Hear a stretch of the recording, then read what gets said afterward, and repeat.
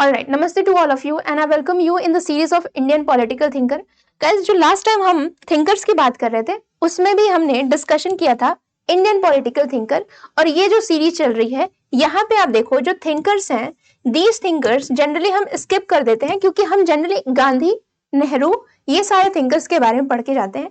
But जो वैसे thinker जिसको हम छोड़ के जाते हैं जैसे सावरकर हो गए या फिर आप राम मनोहर लोहिया के बारे में, दीनदयाल उपाध्याय, इनसे जो है क्वेश्चन अभी आपके एग्जाम में ट्रेंड के रूप में देखे जा रहे हैं और इसी वजह से हम इन टॉपिक को कवर करने जा रहे हैं। प्लस में हम जो नेक्स्ट टॉपिक कवर करेंगे वो है अगन्नाशुत्ता।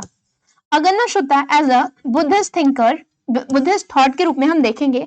सो it's a very important topic जो कि हम कवर करने वाले हैं।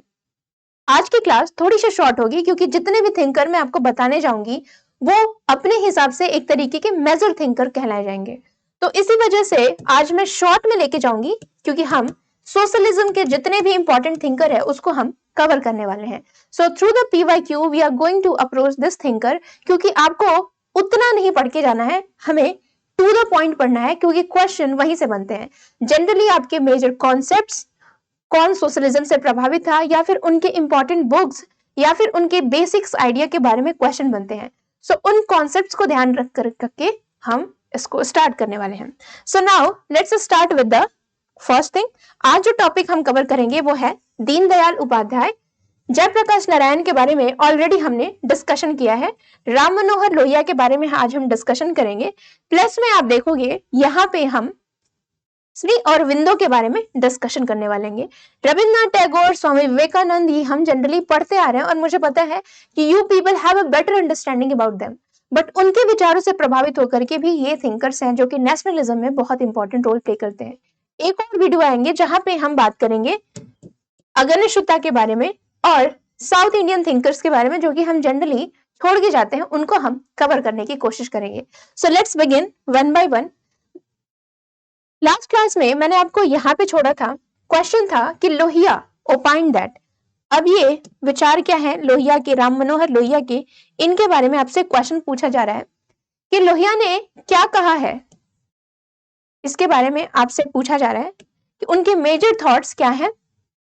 Freedom and bread are inseparable, यानी कि जब स्वतंत्रता और रोटी की बात करते हैं सो दे आर अविभाज्य। इसको हम विभाजित नहीं कर सकते, अलग अलग तरीके से नहीं देख सकते हैं। The removal of inequality from the human society was one of the 7 revolution. और ये सब आप देखोगे कि जब हम बात करते हैं चतुर्खंबा, 7 रेवोल्यूशन, टोटल रेवोल्यूशन, ये वर्ड जो है these are the key word जो कि आपको देखना है कि मानव समाज असमानता को दूर करने के लिए 7 क्रांति उसमें से एक है। If socialism is to define in 2 word then equality and prosperity. अगर हम समाजवाद को डिस्क्राइब करने तो 2 वर्ड है, समानता और समृद्धि। The desire for equality in the modern world become a desire for being similar is not equal. कि जब हम बात करते हैं आधुनिक दुनिया में तो समानता की इच्छा समान नहीं बल्कि समान होने की इच्छा बन जाती है। और जब भी इस तरह के क्वेश्चन आए और ऑप्शन में इस तरीके का दिया है यूज एलिमिनेशन, ये मैं आपको बार बार कहती हूँ यूज एलिमिनेशन, राम मनोहर लोहिया के बारे में कौन सा ऑप्शन सही है, जस्ट हैव अ आइडिया। और फिर उसके बाद हम राम मनोहर लोहिया के बारे में डिस्कशन करेंगे।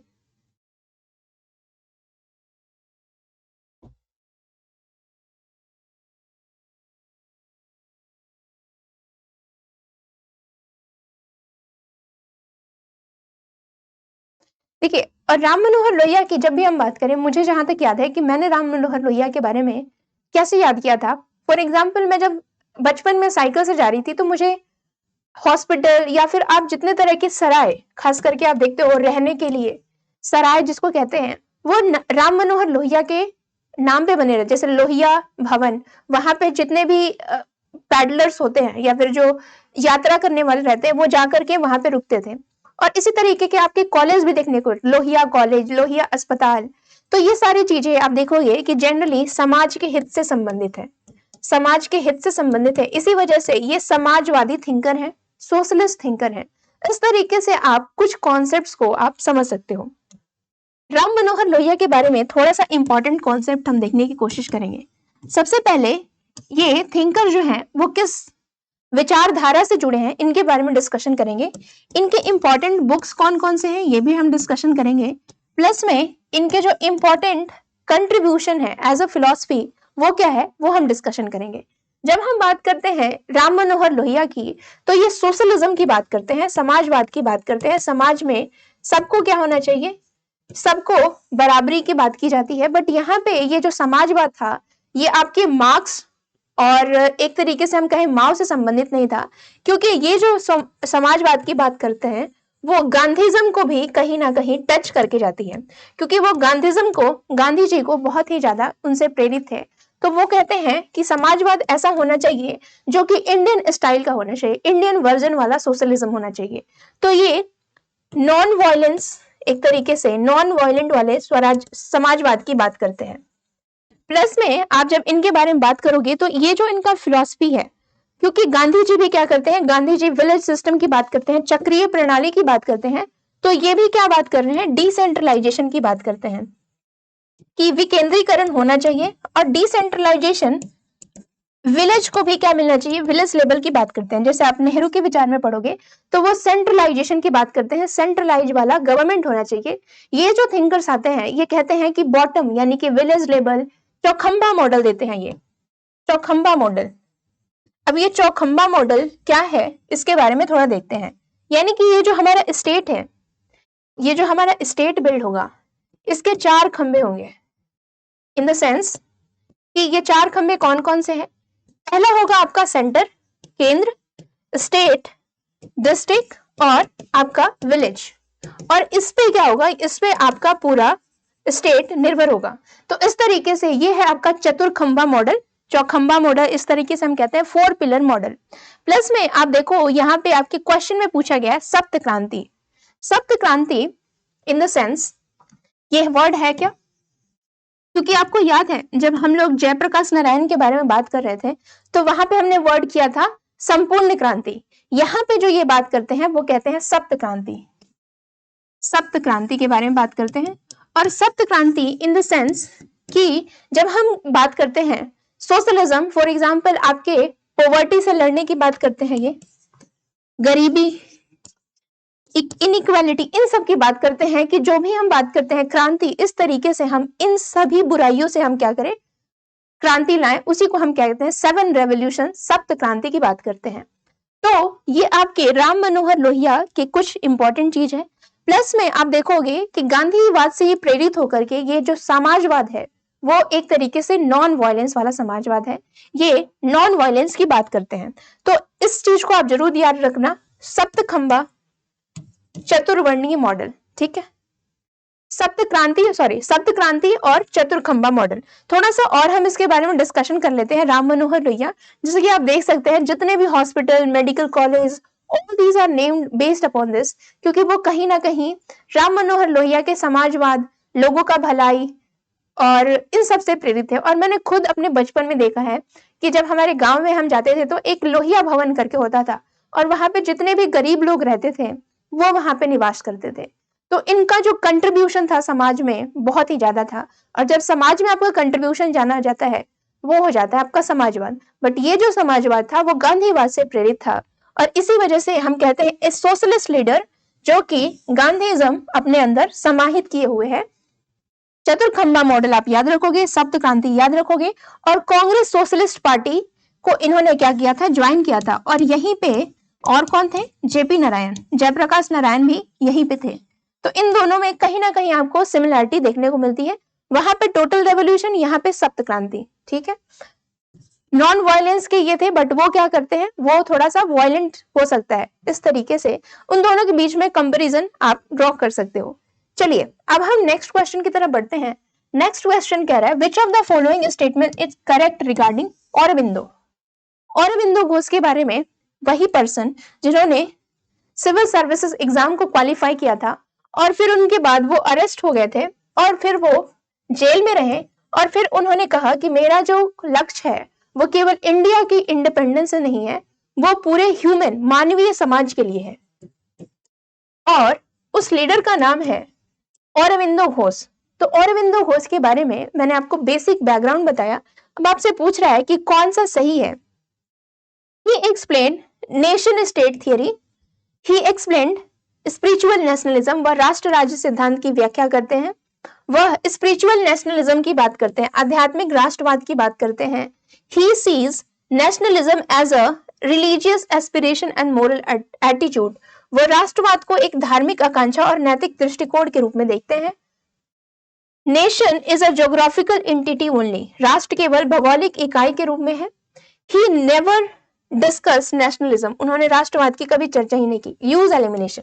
थोड़ा सा भी आपको आइडिया होगा ना अरविंदो घोष के बारे में, तो आप देखोगे कि ही इज लाइक अ साधु वाले एक पर्सनालिटी.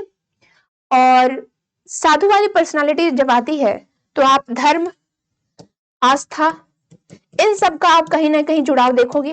तो स्पिरिचुअलिज्म का वहां पे कॉन्सेप्ट आपको देखने को मिलेगा कि आप नेशनलिज्म वैसा लाओ जहां पे आप स्पिरिचुअलिटी आपको देखने को मिले. तो स्पिरिचुअलिटी आपको देखने को मिलेगा. Just have some idea. मैंने आपको थोड़ा सा हिंट दिया है, उसके हिसाब से आप एलिमिनेशन मेथड यूज कर सकते हो.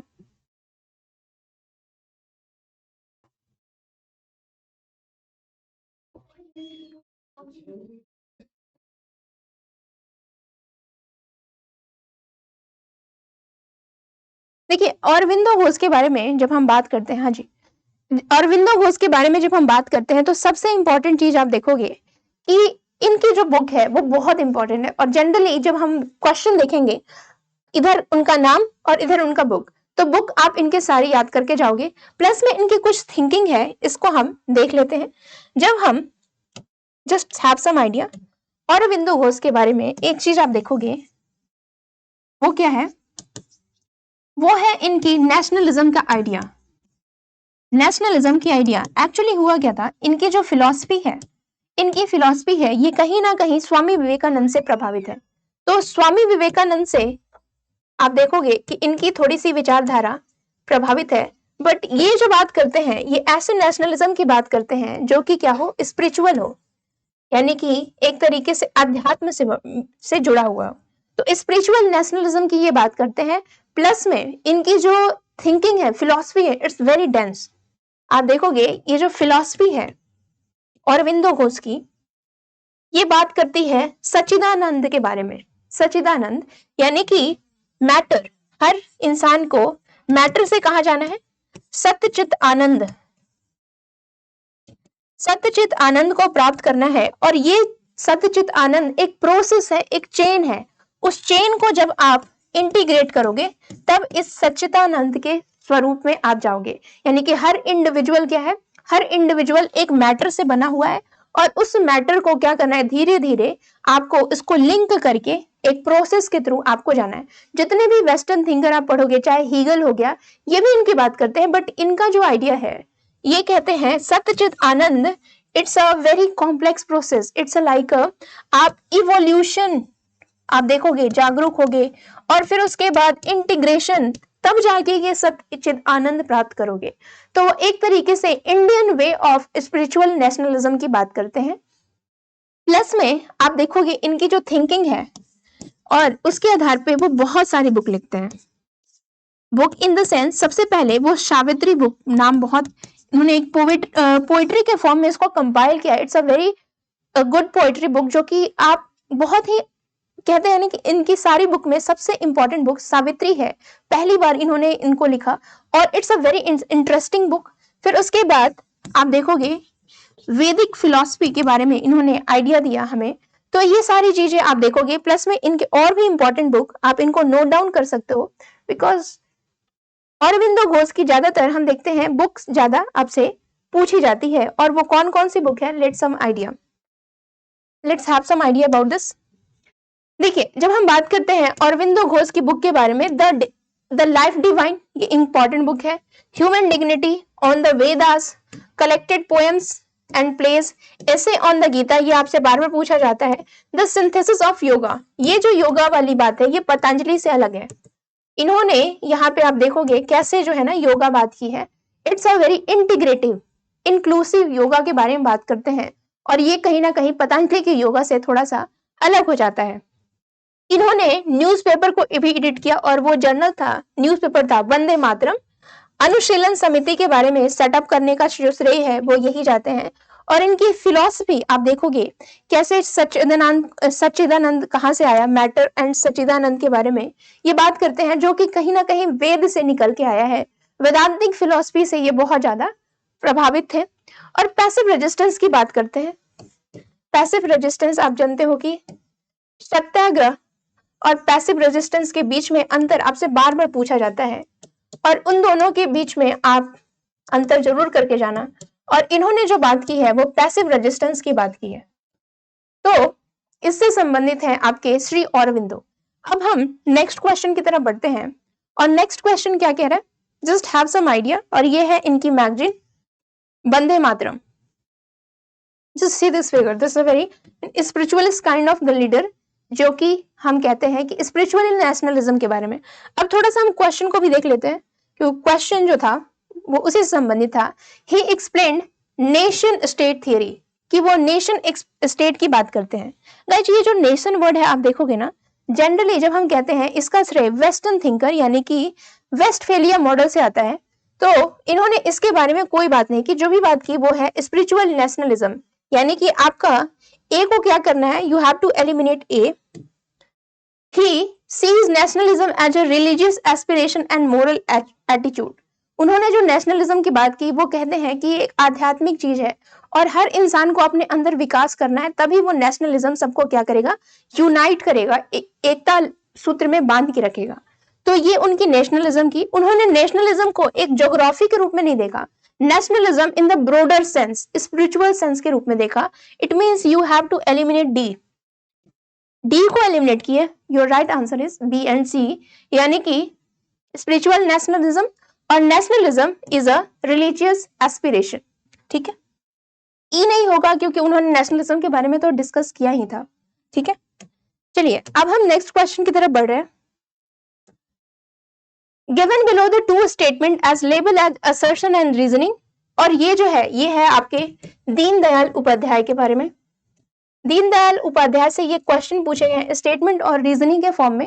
कह रहा है the philosophy of integral humanism belongs to Deendayal Upadhyay.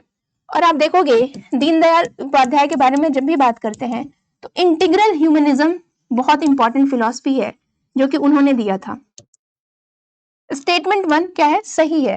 Deendayal Upadhyaya rejected communism in which individualism was crushed as a part of a large heartless machine. देखिए जो दीनदयाल बात करते हैं वो इंडिविजुअल को क्या करते हैं, सेंटर में रख के बात करते हैं। इंडिविजुअल बहुत इंपॉर्टेंट है। तो दीनदयाल उपाध्याय के बारे में इंडिविजुअल वर्ड आप बार बार सुनोगे क्योंकि वो इंडिविजुअल को प्रायोरिटी देते हैं। यानी कि ऐसा नहीं है कि सोशलिज्म जब हम समाज की बात करते हैं उसमें इंडिविजुअल भी होना चाहिए। ऐसा नहीं कि आप क्या कर रहे हो, इंडिविजुअल को एलिमिनेट कर रहे हो। Individual is also important. इस क्वेश्चन को मैं बाद में बताऊंगी, कल बताऊंगी, बट थोड़ी सी हम दीनदयाल उपाध्याय के बारे में अंडरस्टैंडिंग लेंगे। कल हम इसके बारे में डिस्कशन करेंगे, दीनदयाल उपाध्याय की इंपॉर्टेंट थिंकिंग क्या है, और ये क्वेश्चन के बारे में आप आंसर ढूंढ के लाओगे। नेक्स्ट क्लास में हम दीनदयाल उपाध्याय के बारे में डिस्कशन करेंगे। अगन्य सूत्र क्या होता है ये डिस्कशन करेंगे क्योंकि it's a very important concept. इससे रिलेटेड आपके क्वेश्चन आते हैं। Till then just keep reading the Indian political thinker. Take care.